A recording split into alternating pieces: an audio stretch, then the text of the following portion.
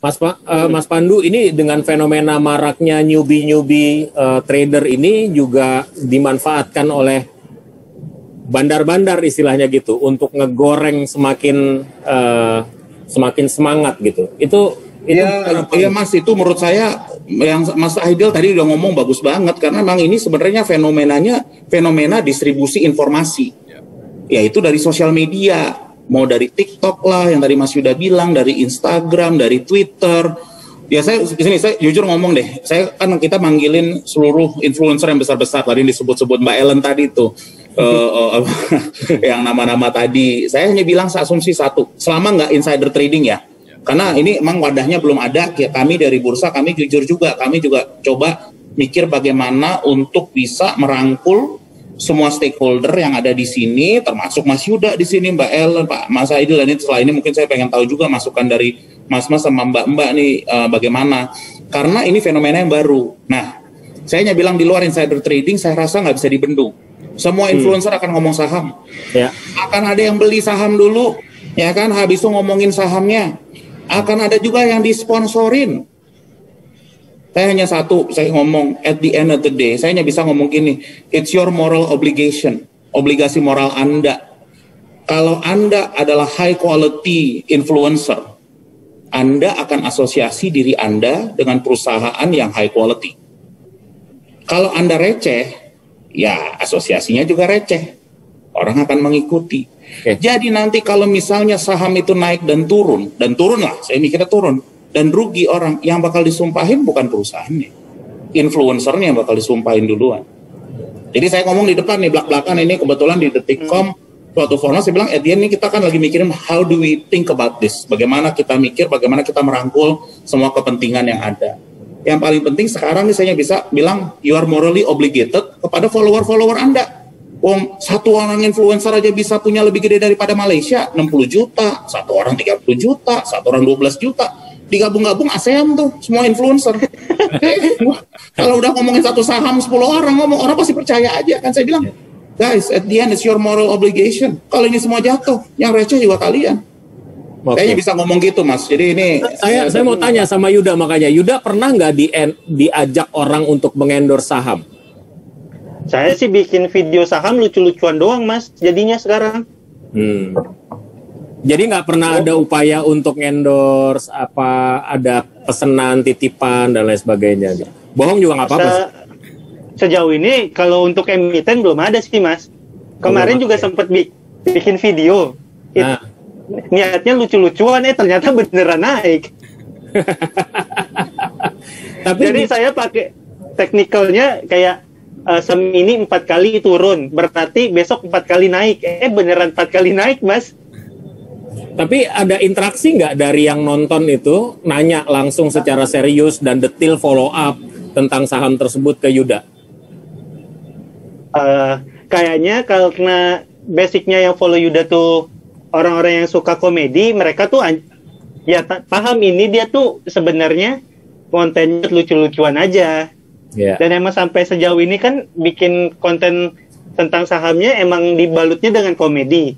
Ya gimana, orang udah rugi dibanding sedih-sedih, ya udah diketawain bareng-bareng aja.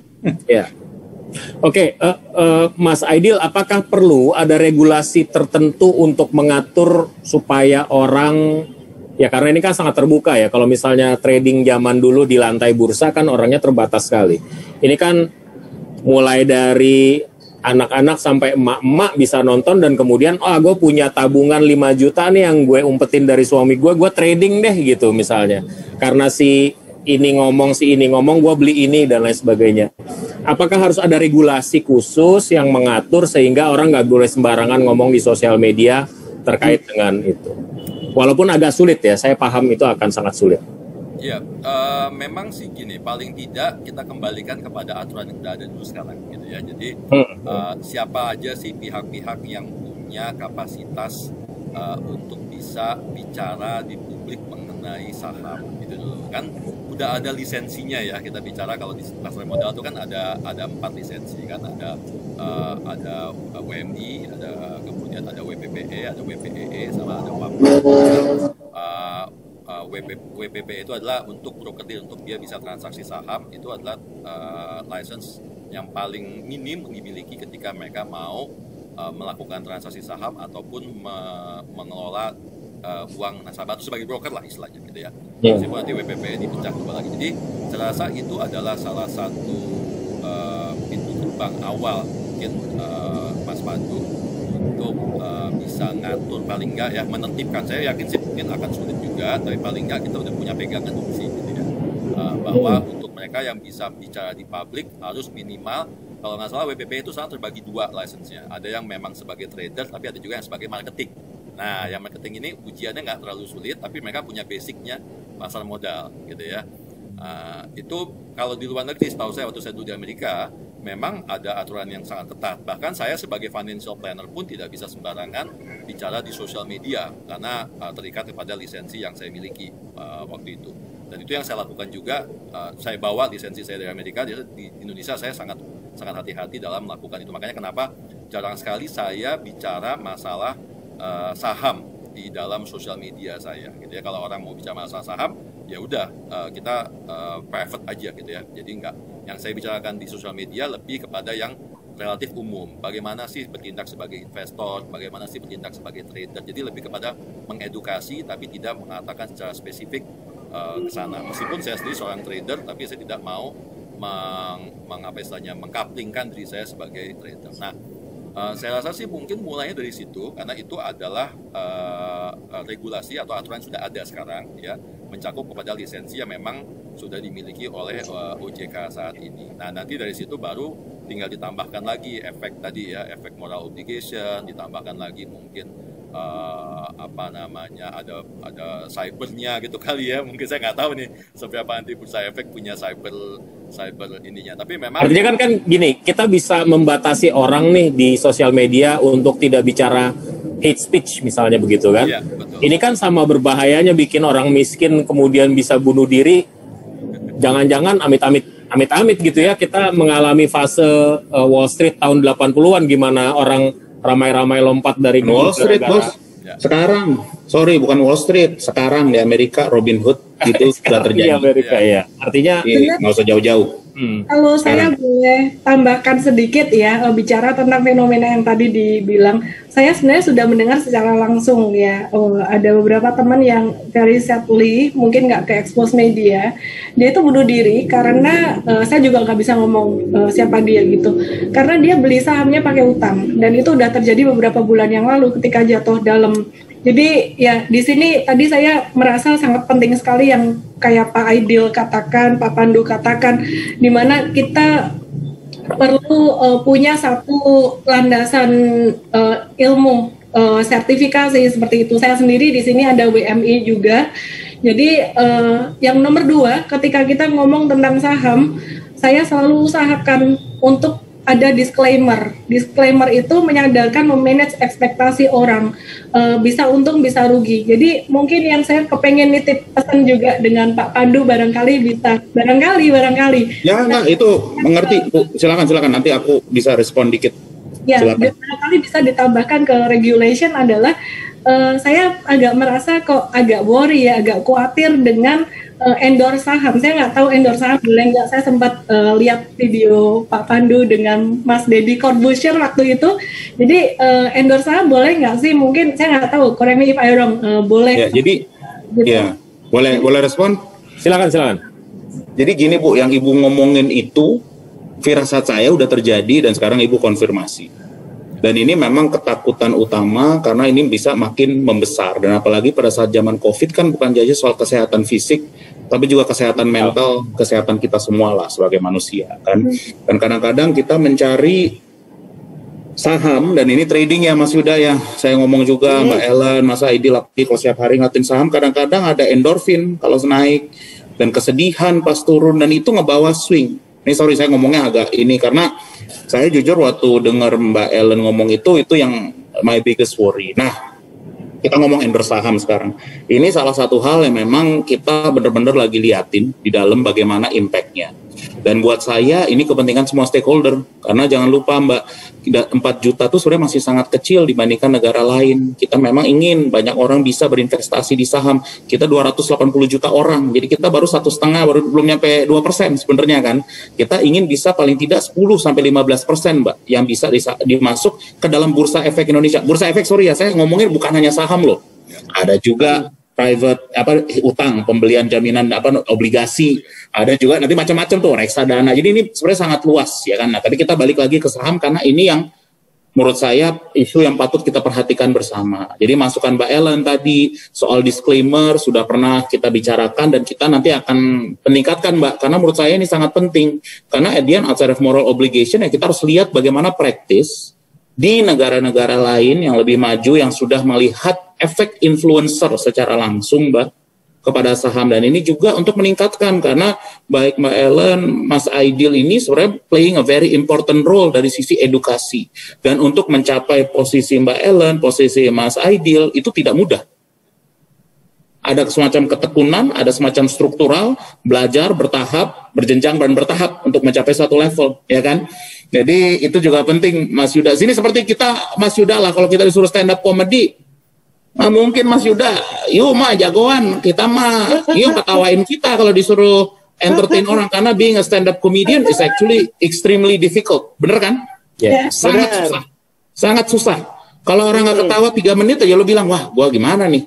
And the fact you are able to do it, itu susah, ya kan? And somebody pay you to make people laugh, itu juga sangat susah. And people pay Mbak Ellen, Pak Aidil, how do you run money properly? Nah, jadi dari sisi saya nih, kebetulan di Detik ya, ini masukan yang sangat bagus Mbak Ellen, nanti rangkumin, nanti terpisah kalau boleh, nanti bisa juga minta kontaknya Mbak Ellen, biar bisa diskusi sama Mas Aidil juga. Saya boleh nambahin, Mas? Silakan. Ya, satu lagi Mas Pandu dan Mbak Ellen juga Mbak semua ya. Satu lagi kekhawatiran saya gini, kalau kita lihat di sosial media ketika saya ngomong saham, Mbak Ellen ngomong saham, itu jelas ya, yang ngomong adalah seorang Ellen May, seorang Aidil Akbar Majid. Istilahnya gini, kalau saya sampai macam-macam, Mas Pandu tinggal tangkap kita aja berdua, kan gampang ya. Nah, tapi yang lebih bahaya lagi sekarang, banyak akun-akun yang anonymous. Nah, ini tolong Mas Pandu saya titip, mungkin bisa dibicarakan juga sama teman-teman di Bursa Efek dengan OJK ya. Banyak akun-akun yang memang anonymous, entah kalau anonymous dia adalah mewakili perusahaannya dia, itu masih oke. Tapi kalau dia nggak jelas siapa orang admin di belakangnya, kemudian mengatakan bahwa ekonomi Indonesia akan A, akan B, saham ini akan naik, nah itu siapa yang bertanggung jawab? Itu pertanyaannya, gitu ya. Jadi di luar dari license tadi ya, ini banyak sekali. Entah kita nggak tahu kenapa reasoning mereka anonymous. Mungkin mereka masih kerja di perusahaan, atau mungkin mereka cuma punya background sedikit tentang saham. Gitu. Dan ini bisa, yang saya khawatirkan karena buzzer udah sepi, politik sudah stabil, beralih sektor ya, dari saham ya, politik ke buzzing saham jadinya gitu ya. Boleh nggak saya tambahin sedikit aja? Saya agak kemarin jujur ya, saya ini orangnya idealis gitu, agak-agak idealis. Kadang idealisme saya juga harus saya rem dikit gitu. I'm very agree with Pak Pandu dengan Pak Aidil gitu. Kehadiran influencer saham ini membuat kita sangat-sangat happy sekali. Industri saham jadi super ramai and I'm very happy gitu. Satu hal yang saya agak ngerasa kurang gimana ya, kayak worry aja gitu. Dimana kalau endorse saham, influencer dibayar, misalkan, kamu ngomong bagus dong, pastinya kalau dibayar nggak mungkin dong dia mau ngomong jelek gitu. Nah itu akan membuat jadi analisis itu menjadi bias.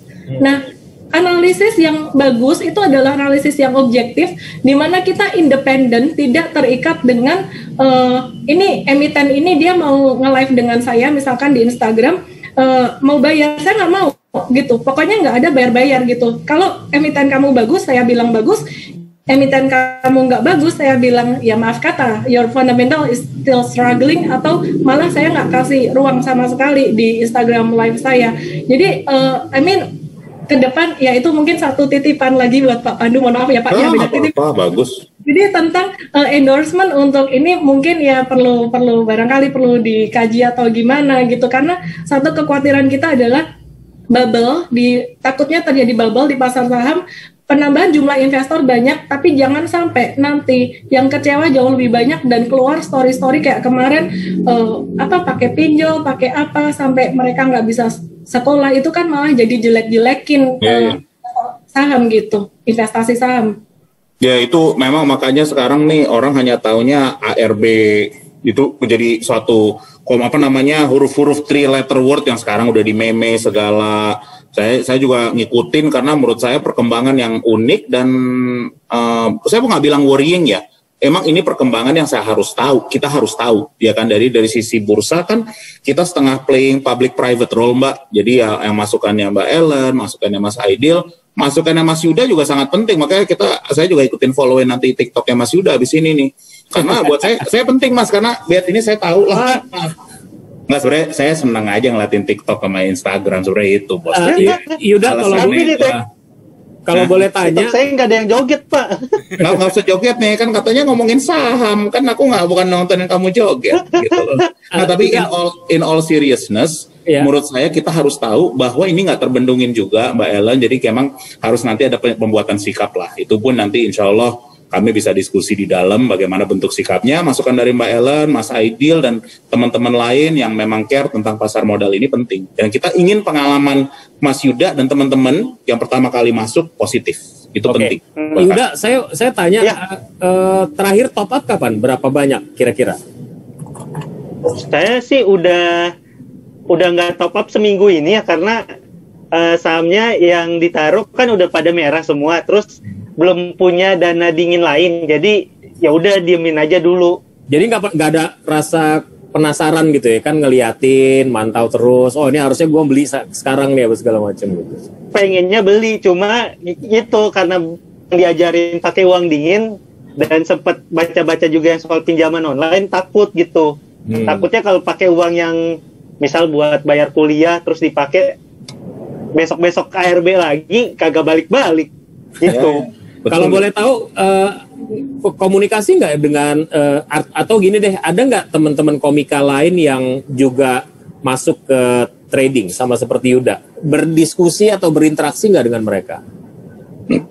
Ada sih beberapa teman stand up comedian yang udah mulai melek investasi saham juga. Ada Yuda, ada Viko, ada Fajar Warmit, banyak lah yang udah mulai melek. Cuma gitu, rata-rata kita emang masih yang investasinya jangka panjang, cuma itu kegoda main saham-saham ringan. Nah kayak Viko dan lain sebagainya juga ikut trading harian jadinya. Viko kayaknya nggak terlalu trading harian, dia mas yang lebih rasional kalau mau beli, dia cari tahu dulu. Ntar tak bantu ya mas ya, kontek-kontekan sama saya. Wah itu mahal tuh. Mbak, saya minusnya banyak banget, Mbak. Ada yang 38, Mbak. Aku bantu menenangkan hatimu dan portofolio. Apa ini saya? Saya banyak banget saham-saham yang nggak jelas, soalnya saya beli dulu-dulu, Mbak. Saya bantu. Aja. Kalau Mas Aidil, Mbak Ellen bantu seorang Mas Yuda tuh pahalanya banyak nantinya. Karena itu penting. Iya. Anak-anak muda tuh nanti penerus bangsa kita. Kita ingin kalian jauh lebih sukses daripada kita ini.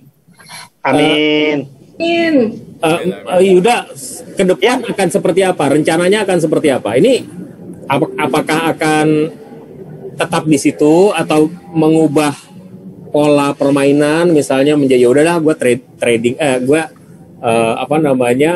invest aja lah gitu jangka panjang, atau masih penasaran dan kemudian mau belajar gitu sama Mbak Ellen sama Mas Aidil misalnya gitu?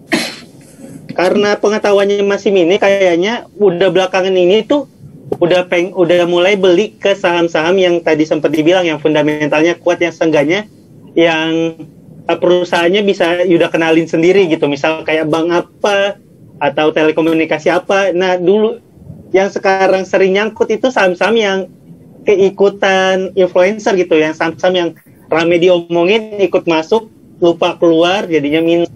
Pengennya sih nantinya jadi investor jangka panjang aja, karena pengetahuannya juga masih terbatas. Nggak enak punya portofolio merah. kayak rapotnya merah. Iya. Ya jelas lah, punya portofolio merah nggak enak. Kalau di Cina enak, itu kebalik masalahnya. Oh iya. Atau Yuda barangkali mulai dari start from zero, misalnya reksadana dulu misalnya. Pernah nggak sebelumnya masuk reksadana atau langsung lompat ke saham? Enggak, awalnya ikut reksadana saham dulu, udah nyoba beberapa bulan, terus Nggak benar nampol tuh ya, yang nggak tadi Nggak nampol. dibilang, oh ya naiknya kan emang tipis-tipis ya kalau reksadana saham, terus udah saham lagi pada diskon. Nah, pas awal-awal tuh menyenangkan karena semua saham diskon, beli aja kan bakal naik. Nah, belakangan ini nih yang udah mulai terjerembabnya nih pas pasarnya kayak gini nih. Ntar saya bantu deh Mas. Thank you Mbak Ellen. Gantian Mas Yuda nanti gantian stand up bikin kita ketawa. Jadi kita Siap. ada pressure-nya lumayan, bantuin retail ngejawabin ini gimana, saya tiap hari bantuin tim jawabin itu. Jadi ini supaya kerut matanya agak berkurang Mas. Mbak Ellen kan cukup aktif ya di sosial media untuk sharing ya. Saya nggak tahu itu lebih tepat menggunakan istilah edukasi atau sharing gitu. Interaksi yang terjadi, terutama anak-anak muda, generasi milenial dan generasi Z seumuran Yuda ini, banyak nggak dan apa yang kira-kira jadi materi interaksinya? Banyak banget, bahkan most of them adalah millennials dan generasi Z, dan materi edukasinya atau sharingnya setiap hari kita selalu bahasnya tuh muter-muter antara fundamental, technical terus. Dan saya bingungnya juga mereka nggak bosan. Saya sempat mikir orang-orang ini nggak bosan gitu. Dan yang lucu ketika saya ada emiten, saya review manajemen emiten seperti itu supaya mereka bisa kenal juga dengan manajemen perusahaan. Mereka nggak interested terlalu dalam gitu. Jadi yang mereka interested itu saya bahas banyak saham, mungkin kepentingannya banyak gitu. Intinya semakin banyak saham yang saya review, oh ini LSIP fundamentalnya gimana, teknikalnya gimana, ini boleh beli, ini jangan beli, kira-kira kayak gitulah. Ini cukup murah, yang ini kalau nyangkut ya masih mendingan, yang ini nyangkut udah bahaya banget, kamu harus cepat-cepat keluar. Itu mereka senang. Jadi kayak jawabannya tuh jawaban yang very basic, yang they need to do, kayak gue mesti ngapain ya gitu. Ya Tuhan merah, aku mesti ngapain, dia masih aman nggak? Kalau masih aman mereka akan berkata, oh tenang gitu. Nanti kalau misalkan saya bilang suruh cut loss, jual apapun yang terjadi, nah itu mereka bisa kasih emoticon nangis-nangis gitu. Jadi lucu juga sih. Ada yang tragis nggak gitu, yang pengalaman yang Mbak Ellen temui langsung gitu ya? Misal saya rekomendasi kemudian mereka tragis gitu? Bukan, artinya cerita mereka tragis lah kira-kira gitu. Kalau yang di Instagram sih enggak, tapi mungkin kan personal ya. Personal ya. Ya, kalau yang cerita secara langsung itu saya dengar teman saya, yaitu tadi yang sampai commit suicide itu. Tapi kalau dari saya pribadi, ketika kita bahas saham, saya nyebutnya review, bukan rekomendasi. Karena ekspektasi orang akan berbeda dengan satu kata aja. Jadi ketika saya review, saya selalu ngomong, ini resikonya termasuk tinggi atau moderat atau kecil, jadi mereka tahu. Dan so far sih saya bersyukurnya, meskipun manusia nggak pernah selalu benar, kita kadang-kadang bisa salah juga, kita bisa cut loss, trading terutama, kena cut loss, makanya saya bilang fokus investasi doang. Itu tingkat komentar negatif atau komplain itu sangat sedikit sekali, hampir nggak ada gitu. Jadi dari layanan M-Trade kita sendiri juga itu apa ya, komplain itu jarang banget terjadi, karena nomor satu, we have to manage the expectation, itu kata paling penting. Oke, bocoran dong kalau sekarang time to buy atau time to wait? Oke, sekali lagi disclaimer dulu ya teman-teman, ini edukasi sifatnya bukan perintah beli jual. Bisa untung, bisa ada resiko juga ya. Jadi kalau sekarang ini saya lagi melihat sektor CPO itu udah sangat murah sekali, dan saya suka untuk CPO itu LSIP karena dia secara fundamental dia hutangnya kecil, kemudian kebutuhan akan crude palm oil ke depan juga naik ya. Terus dia perusahaannya sangat efisien, technically juga murah, valuasi juga cukup oke. Jadi LSIP untuk CPO itu sangat menarik. Dan yang kedua, saya lagi nongkrongin si saham-saham konstruksi yang terdampak positif SWF, seperti contohnya WSKT. Ini kita udah masuk tadi untuk investing juga, tapi kalau misalkan dikasih diskon lagi kita mau. Kemudian yang ketiga, kita lagi nungguin agak nggak enak ya, maaf ya. Kita bahasanya yang enak aja deh. Kita nungguin diskonnya Antam. Masa nungguin jatuhnya Antam? Wah, ini saya bisa di. Mbak, jadi diskon lagi, Mbak. Punya saya udah minus, Mbak. Kita lagi nungguin diskonnya Antam. Kenapa? Karena Antam ini story electric vehicle-nya, pembangunan pabrik baterai di Indonesia ini sangat bagus banget gitu. Cuman masalahnya, problemnya sekarang valuasi dia sangat kemahalan sekali. Secara teknikal juga dia secara agak-agak kemahalan. Jadi kita nungguin diskonnya dia. Yang keempat, retail itu sekarang masih murah banget, Nanti kalau vaksin sudah diedarkan dan berjalan dengan baik, Ramayana dan MAPI itu bakalan naik kenceng, dan jangan belinya dekat Lebaran, itu profit taking. Masuknya sekarang, makanya investor harus sabar. Dulu TLKM dibully di Oktober, gak jalan-jalan, sampai saya nge-live bareng dengan emiten tuh saya sungguh malu benar. Kenapa? Netizen itu sungguh norak sekali, ngebully TLKM, semuanya gak jalan-jalan. November dia naik kenceng, maka dari itu seorang investor kita harus be patient, masuknya pas di bawah, ya keluarnya nanti pas di atas, jangan kebalik gitu. Ini Mas Yuda. Nah, saya kebalik tuh, Mbak. Saya kalau Antam dikoreksi lagi makin dalam minus saya nih, Mbak. Kalau Antam nggak apa-apa, dia perusahaan bagus kok. Ya. Oke. Tapi yang bagus cuma satu, yang banyak yang nggak jelas ada banyak saya, Mbak. Nanti konsultasi sama Mbak Ellen. Mas Aidil, barangkali bisa memberikan masukan praktis barangkali buat teman-teman yang sudah masuk, tapi kemudian kayaknya nyangkut atau yang belum masuk, apa yang harus dilakukan in term of how to invest lah misalnya gitu, atau mencari peruntungan di dunia ini. Ya, jadi gini, senjata ketika kita mengalami kerugian itu ada dua. Kalau kita sebagai seorang investor, maka senjatanya adalah kita masuk lagi di harga rendah. Tadi saya nyambungin dari Mbak Ellen tadi ya, ketika Mbak Ellen bilang bahwa nungguin Antam diskon lagi gitu ya. Sebenarnya kalau Mas Yuda masih ada peluru, maka di saat itulah dia masuk lagi untuk meng-average down atau menurunkan cost-nya dia yang tadi di atas, kerugiannya dia tadi mungkin rugi 30% atau 40%. Kalau dia masuk lagi di bawah, maka kerugiannya akan terdiskon.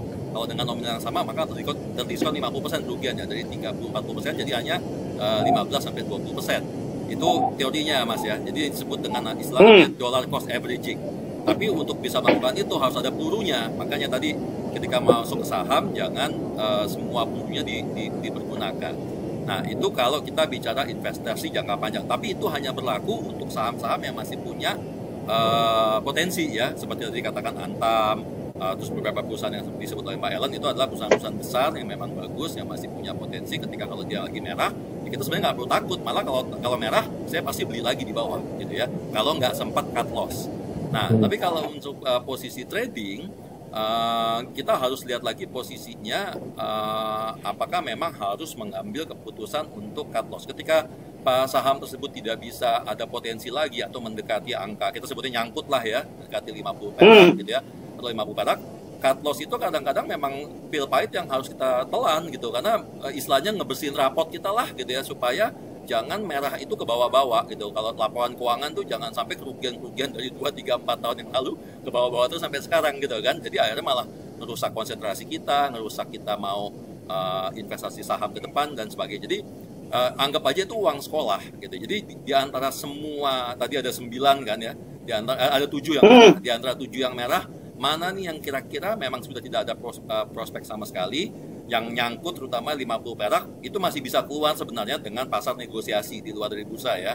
Jadi kalau misalnya ada yang nego, ya udah deh gue beli di 35 40, ya udah ambil aja, telan aja pil pahit, karena udah nggak ada potensi lagi untuk dia bisa balik lagi gitu.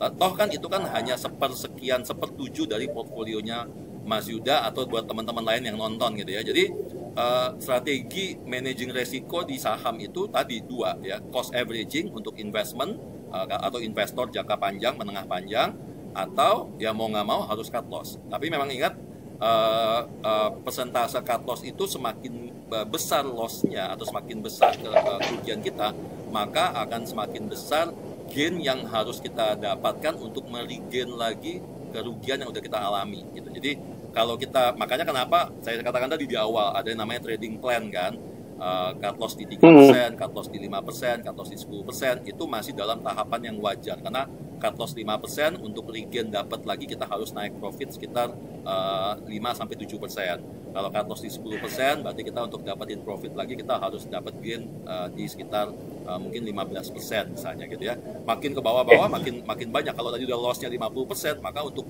balikin duitnya lagi harus di 5%, tapi belum tentu balikin uangnya di saham yang sama loh. Ya, jadi bisa jadi Mas Yuda contohnya tadi bisa jadi cut loss di saham-saham yang jelek, yang memang udah nggak punya potensi, terus duitnya masukin aja di misalnya di Antam tadi ya, nungguin Mbak Ellen bilang ini udah diskon 20% masuk misalnya gitu ya, sehingga mereduce atau mengurangi kerugian. Itu salah satu teknik dan strategi yang bisa kita lakukan. Tapi balik lagi kembali harus selalu menggunakan uang dingin, jangan pernah pakai uang pinjaman gitu ya. Jangan pernah diaduk-aduk, dicampur-campur sama uang kuliah, sama uang biaya hidup setiap bulan. Dan yang paling penting secara finansial kita mesti sehat dulu gitu. Jadi make sure kita udah punya emergency fund. Karena kita lihat kan ini pandemi juga kayak 2021 juga masih akan terus ada nih ya, karena meskipun vaksin dan sebagainya kan masih bertahap gitu ya. So jadi kita tetap harus siap gitu, karena ada perusahaan tempat kita bekerja, ini buat teman-teman yang kerja ya. Ada perusahaan tempat kita bekerja yang masih kuat secara financial, tapi ada juga yang mereka sebenarnya udah terbatuk-batuk. Jadi kita jangan sampai lagi asik-asik main saham, tiba-tiba perusahaannya bilang, we're sorry gitu, kita nggak bisa lagi survive, kita harus lay off kalian, dan saat itu kalian kekunci gitu ya kalau sampai terjadi. Jadi fundamental financial planningnya harus balik lagi, harus sehat dulu, emergency fund yang mesti punya, kemudian asuransinya udah mesti cover gitu ya, kemudian investmentnya mesti cover juga, tujuan keuangannya mesti oke ya, kemudian cash flow-nya mesti oke. Terus mulai di mix juga, jadi kalau ada saham, ada reksadana saham, ada obligasi gitu ya, it's a good thing gitu ya, karena biasanya ketika saham turun, obligasi posisinya lumayan naik ya. Contohnya kayak kemarin selama 3 tahun terakhir, 5 tahun terakhir, kalau kita lihat reksadana, ketika reksadana saham jeblok, yang bisa survive itu adalah reksadana campuran. Kenapa? Karena ada obligasi di dalamnya. Ya, jadi banyak sekali millennials yang hanya melihatnya saham, padahal sebenarnya mereka bisa memix racikan portfolio mereka dengan lebih baik lagi. Jadi untuk investment jangka panjang lebih baik sih menurut saya masukin dulu reksadana, diamankan dulu di sana. Kemudian ketika mau masuk ke saham, dipecah lagi nih Mas Yuda, buat teman-teman lain juga, mana porsi yang saya memang akumulasi untuk jangka panjang investment, mana yang memang sebenarnya kategorinya play money. Saya sebutnya play money ya. Jadi uang-uang yang memang cuma buat main, ya kalau hilang ya udah, emang gue cadangin buat hilang gitu. Entah 5 juta, entah 10 juta, berapapun nominalnya. Gitu. Oke. Mas Pandu, seperti Mas Pandu katakan tadi, targetnya 12% dari orang Indonesia masuk ke saham. Ini kan pertumbuhan yang ditunggu sebenarnya oleh bursa kita, tapi bagaimana kemudian kita bisa mengontrol itu semua sehingga orang masuk nggak dengan mindset yang salah gitu? Ya, salah satunya ngomong di rooftop, ngomong di acara seperti ini. Kami tuh gini, dari sisi bursa, tugas kami itu kan salah satunya, dan ini yang merangkul teman-teman seperti Mbak Ellen, ya kan, Saidil ini, karena penting sekali, karena nggak bisa sendiri juga, dan kita tuh harus rajin banget berkomunikasi kepada adik-adik kita, teman-teman yang baru, karena benar-benar 75%, dia 28 tahun ke bawah yang pertama kali join, dan ini setiap hari naiknya 10.000, juga sebenarnya jujur Mas, overwhelming, seneng, overwhelming, tanggung jawabnya akan nambah. Kita harus mulai mikir secara struktural bagaimana berkomunikasi dengan baik. Jadi apa yang terjadi dengan influencer, saya rasa ya akan terus terjadi. Ya kita harus bisa membuat kasarnya rambu-rambu parameter bagaimana berkomunikasi at the end of the day. Jadi benar yang kata-kata tadi, efek negatifnya, setiap kali yang positif pasti ada lawannya. Bagaimana kita bikin rambu-rambu kerjanya. Ya kan, jadi itu salah satu memang melalui diskusi-diskusi seperti ini saya juga dapat banyak feedback yang saya harap nanti bisa menimbulkan sesuatu yang positif dari sisi koridor kerja. Jadi itu koridornya penting, ya kan. Jadi itu sih, dan saya pengen memang at the end of the day seorang Mas Yuda dan teman-teman Mas Yuda, karena Mas Yuda juga seorang influencer, bisa punya pengalaman yang positif, Mas. 10, 20 tahun, 30 tahun ke depan. Karena saya harap memang nabung di saham itu secara long term positif hasilnya. Gitu. Oke, tapi masih di BI atau ada tempat baru yang nanti kita kehilangan Mas Pandu di BI karena ada tugas baru atau gimana? Tugas baru di mana, Mas? Di rooftop? Ya, ini kerjaan gua nyari insight sebagai jurnalis. Nggak bocor juga ternyata. Kita tunggu aja pengumumannya besok. Aduh, ampun Mas, aku di bursa ini aku nitip lagi, saya nggak tahu masih ada berapa menit lagi. Saya sekali lagi nih kepada teman-teman yang sekarang lagi dengerin, saya cukup banyak yang dengerin hari ini, tolong dari sisi saham kita belajar yuk, mulai belajar. Semangatnya sama seperti membeli barang ya. Jadi kalau yang para the ladies, kalau Anda membeli tas atau misalnya membeli pakaian, reviewnya pasti baca kan, cek and recheck. Coba dalemin seperti membeli saham. Kepada yang cowok-cowok, kalau Anda membeli misalnya motor atau mobil atau apapun barang-barang yang Anda beli nih, tolong research-nya paling nggak sama deh, ya kan? Ini penting nih dari sisi, karena pakai feeling kan, Anda pakai feeling, ya kan? Mbak Ellen udah mau ngomong sesuatu. Sebelum selesai, Mbak Ellen udah semangat banget nih, ya kan? Ini karena, ya kalau lihat tas diskon langsung ngajar kanan, Pak. Tapi researchnya dalam kan, dia taunya detail nih tas yang kayak gini udah didalemin pakai hati. Tas diskon langsung hajar kanan. Nah itu mungkin mindsetnya kebawa masuk ke saham jadi kayak gitu. Jadi tolong kalau bisa didalamin, karena saya tuh nitip satu loh buat teman-teman adik-adik pertama kali nginvest ini. Kalau Anda investnya benar 10 tahun dari sekarang, investasi Anda bisa lebih besar daripada pendapatan, jauh berlipat-lipat. Anda bisa hidup hanya dari investasi saja nantinya. Jadi Anda free, you have the freedom to do whatever it is you want, ya kan? Tapi to do that, saya boleh nggak nitip, do it the right way. Just do it the right way. Belajar bertahap dan berjenjang. Tidak ada shortcut dalam hidup. Untuk menjadi seorang Ellen May, menjadi seorang Mas Aidil itu takes time. Tadi udah dibilang dari tahun 2000 kan Mas Aidil pertama kali balik ke Jakarta, trying to learn about financial product. It takes time to master. Dan kita aja sekarang masih belajar kan, Mas Aidil kan, Mbak Ellen, kita tadi ngomongin ada kripto lah, segala, kita masih belajar itu semua. Hari ini saya masih belajar tadi, bahasanya pom-pom, bahasa receh, bahasa influencer, ya. Jadi kalau bisa kita selalu belajar, Mas, dan Mas Yuda sama teman-teman, yuk kita sama-sama do it the right way, itu aja. Sorry, aku itu aja nutup kalau saya. Thank you Pak Pandu. Yuda, barangkali ada yang mau disampaikan terakhir, pengakuan dosa atau penyesalan yang ingin dilumpahkan? Jadi kali ya, kalau dari tadi ngomongin soal orang-orang yang pertama kali investasi saham, mungkin kalau lihat konten yang lain tuh emang investasi saham menggiurkan, karena beli hari ini besoknya bisa naik dan langsung dapat keuntungan 20-15%. Nah mungkin yang lu tonton, coba konten-konten gue gitu. Konten gue tuh banyakan ruginya. Jadi dari sisi lain ada yang menggiurkan, ada di sisi buruknya. Nah di sisi buruknya nih Instagram Yuda menyediakan gitu. Orang-orang yang beli saham tanpa baca fundamental, tanpa tahu technical analysis, cuma modal kayaknya bakal naik gitu. Ternyata feeling kita sering kali salah. Oke, terima kasih atas kesempatan dan waktunya. Nggak terasa kita over hampir 30 menit dari rencana semula, karena perbincangannya juga menarik dan penting. Terima kasih atas masukan yang disampaikan, narasumber-narasumber yang luar biasa. Mas Pandu, terima kasih. Mas Aidil, Mbak Ellen, terima kasih. Yuda, terima kasih atas waktunya. Saya tunggu posting-posting di TikTok selanjutnya yang selalu membuat saya tersenyum di tengah malam ketika pantau Anda.